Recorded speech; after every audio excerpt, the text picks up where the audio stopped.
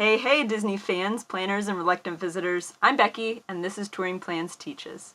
This week, we've got Walt Disney World Resorts 101, Values, Moderates, and Deluxes. Oh my! So one of the most important decisions that you're going to have to make when visiting Disney on vacation is where you want to stay.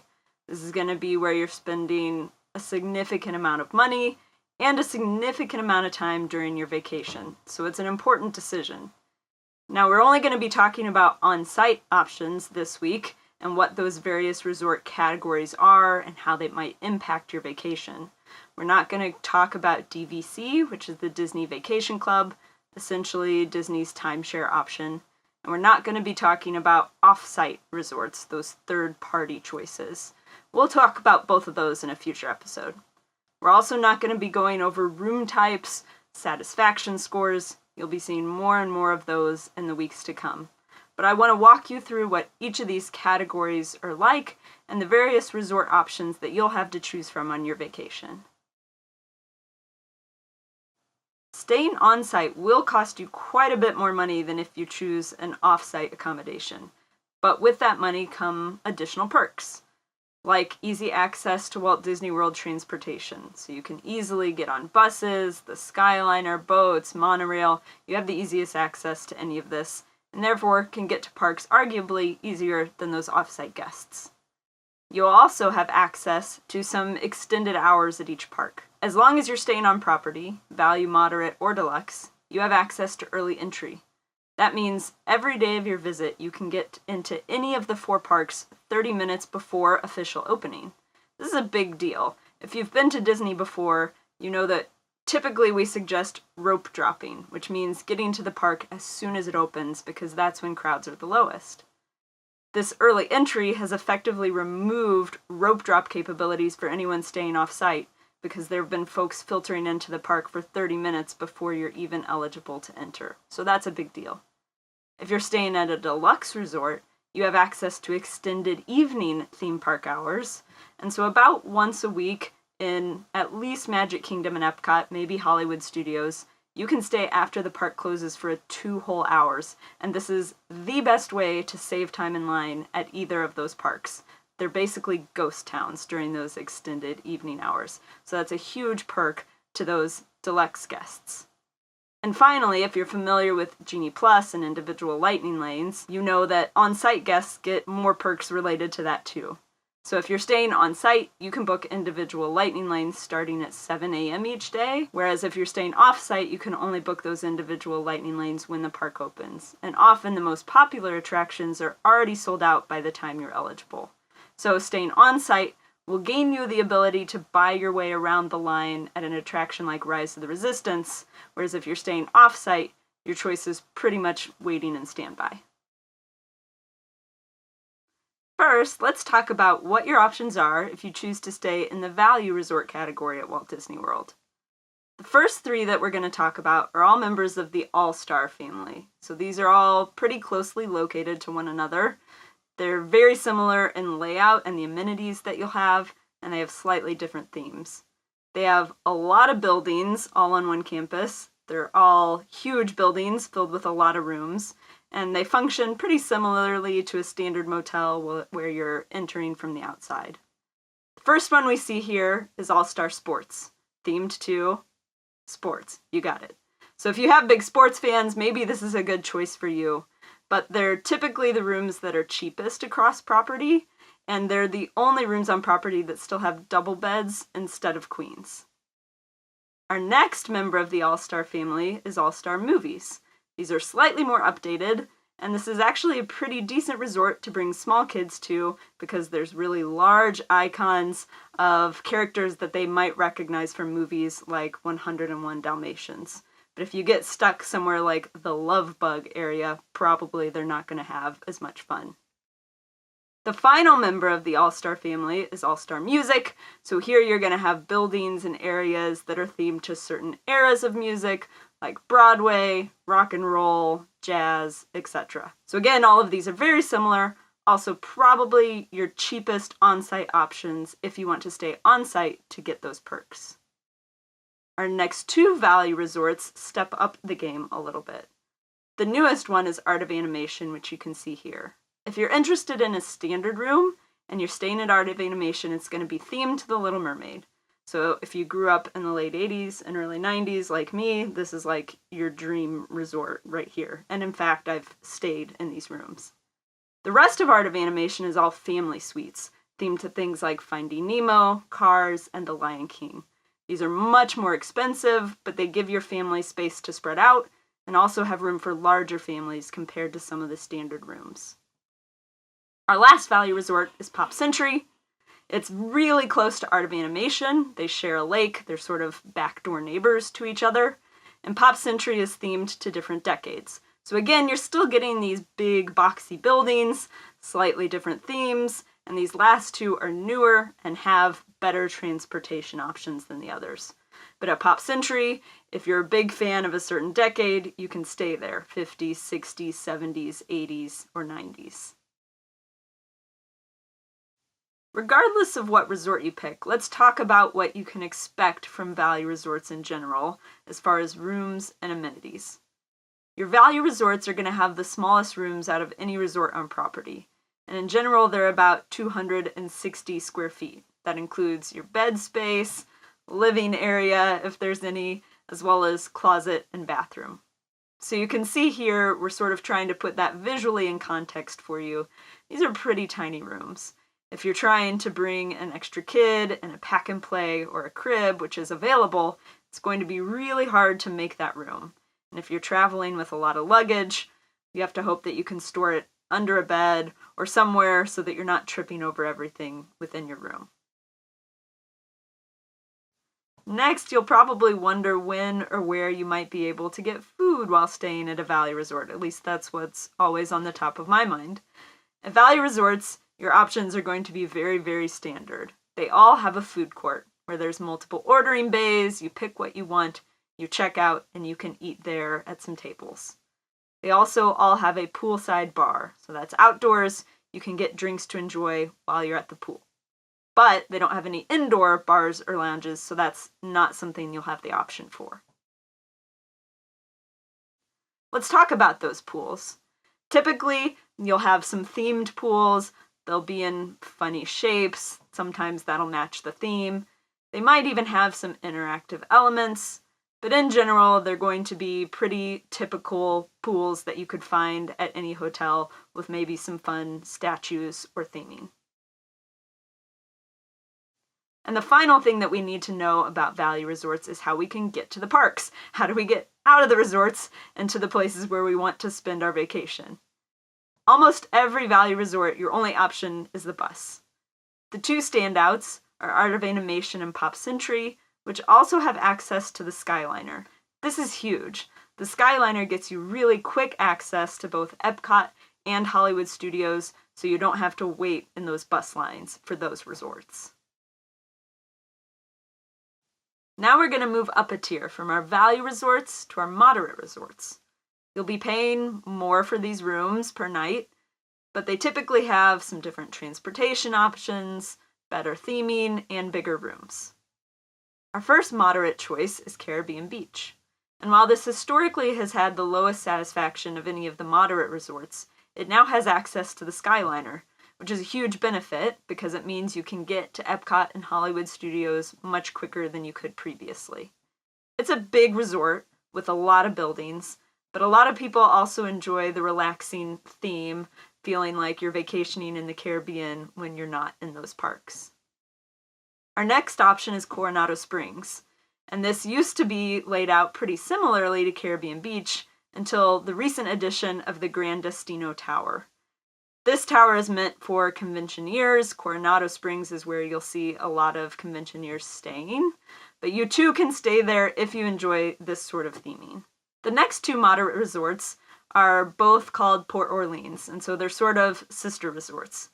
The first one that you'll see here is Port Orleans Riverside. This is another huge resort, really spread out, and it actually gets complaints from people that get lost on their way to buildings. I stayed here back in high school and my mom got lost, so it's really easy to get disoriented, especially if it's dark at Port Orleans Riverside. There's sort of two halves to Port Orleans Riverside. It's big enough to have halves, one with really giant manor houses, and then a bayou with smaller buildings.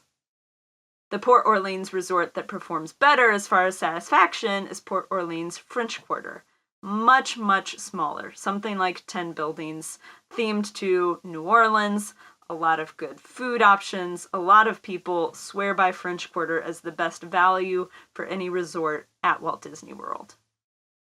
And the final resort that qualifies as a moderate but is very different than any of the others is the cabins at Fort Wilderness. Fort Wilderness offers campsites, which technically don't fall into any of these categories, as well as these cabins, which are a moderate. They're much bigger than any other moderate room. They're also more expensive, but if you enjoy the cabin feel, it could be a good choice for you. Let's talk about what you can expect from your moderate resort, no matter which one you choose. And the first thing is room size. So we're excluding the cabins from this discussion, but anywhere else you stay, a standard room at a moderate resort is something like 314 square feet. So this is significantly bigger than those value rooms, but still pretty tight. Not a lot of space, because that 314 square feet has to include your bathroom, your closet, those beds. You're still going to be pretty tight, especially as a family of 4 in one of these rooms. And of course, what everyone cares about most, the food options at moderate resorts are slightly better than what you'll find at the value resorts. You'll still have a food court option that is very similar to what you'll find at the values, and you'll also still have a poolside bar. But in addition to those, you'll have one table service option at your moderate resort. And so you'll be able to go for a sit-down meal if that's something you'd like to do while on property. You'll also have access to an indoor bar or lounge somewhere on your resort property as well, if that's somewhere that you think you'd like to relax. The pools are also better. You have theming just like you do at the value resorts, but you'll also have quiet pool options as well. These are especially popular with adults staying at those moderate resorts that want to get away from the hordes of screaming and splashing children and have somewhere more secluded to enjoy the pool on a hot day. You might also even find a water slide at one of these pools. So a couple of them have some interactive play areas, maybe one water slide, so they can be a little bit more enjoyable than just your typical pool. And finally, let's talk about how to get out of these resorts and to the parks. Again, several of these resorts are really big and have their own bus loops internally. This can be good and bad. You don't have to walk to a bus station like you do in the value resorts, but also the bus might get full before it gets to you. So there are pros and cons there. We talked about, in addition to the buses, Caribbean Beach has access to the Skyliner. That's great if you're going to Epcot or Hollywood Studios. And at some moderate resorts, you might even have boat transportation as an option. Both Port Orleans resorts offer boats to Disney Springs if you want to go hang out there for an evening or a day. And if you're at Fort Wilderness, you can take a boat straight to the Magic Kingdom. And now we've finally made it to our last tier of resorts. These are the deluxe resorts, so above values and moderates. They range in price anywhere from slightly expensive to wildly expensive, especially depending on the resort you choose and when you're visiting. But for that, you get many more amenities, a lot of awesome transportation options, immersive theming, access to things like those extended evening theme park hours, and really they're places where you just might want to spend more time rather than just sleeping. And we'll talk about some of those resorts and reasons why. Our first 3 resort options here are on the monorail loop. So they have access to the monorail, which means you can get back and forth from Magic Kingdom very easily and a lot more quickly than any other guests. Even other on-property guests either have to ride the bus or drive into the Ticket and Transportation Center and get on a ferry or the monorail anyway. So this is a huge perk for these 3 resorts specifically. First is the Grand Floridian. This is one of the most expensive options. It's very formal in feel, but you can see the Magic Kingdom from a lot of the rooms, and you have really great transportation options.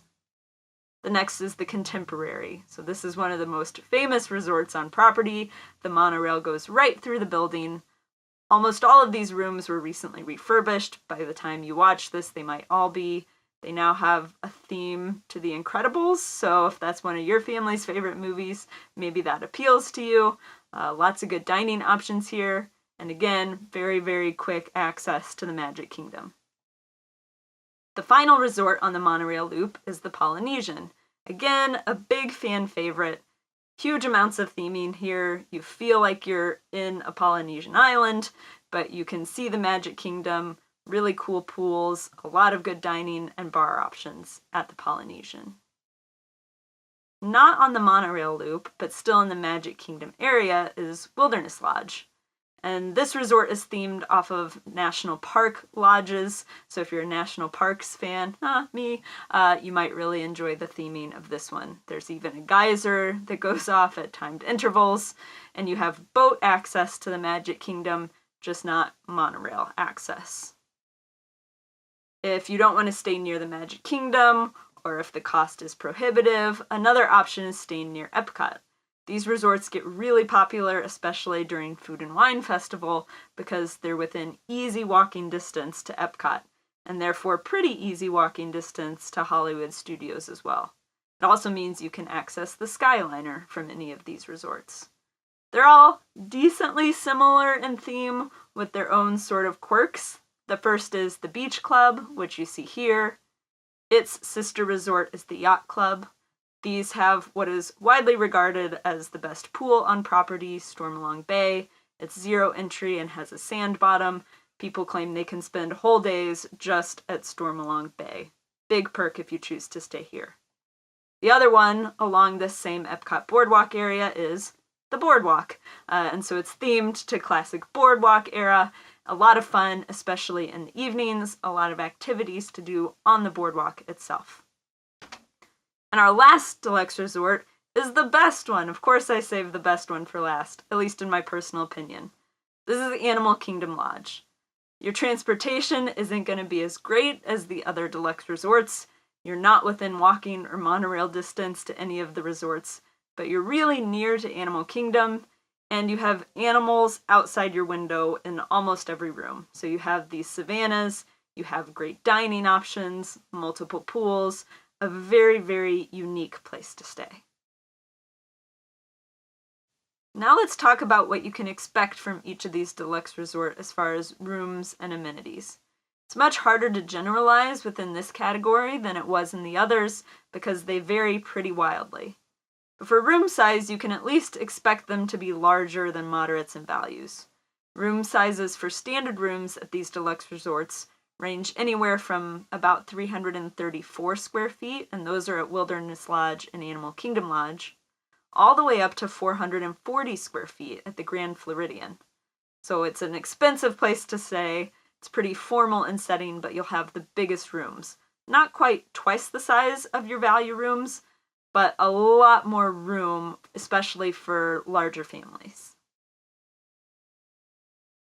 You're definitely going to find the best dining options at these deluxe resorts.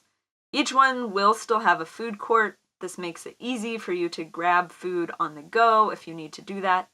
But they'll typically also have multiple table service options, and a lot of them are very highly rated. And they'll also have at least one indoor bar or lounge, and probably multiple. You can still get your drinks poolside at all of these locations as well. Some deluxe resorts even have character dining on property, especially in a time where it's really hard to get character dining reservations in the parks. This is a big perk if you can just do it while you're at your resort. We also need to talk about pools. The pools at deluxe resorts are better than anywhere else on property. We mentioned Stormalong Bay already. That's at the Beach Club Yacht Club. It's a pool that is widely regarded as the best on property, with that sand bottom.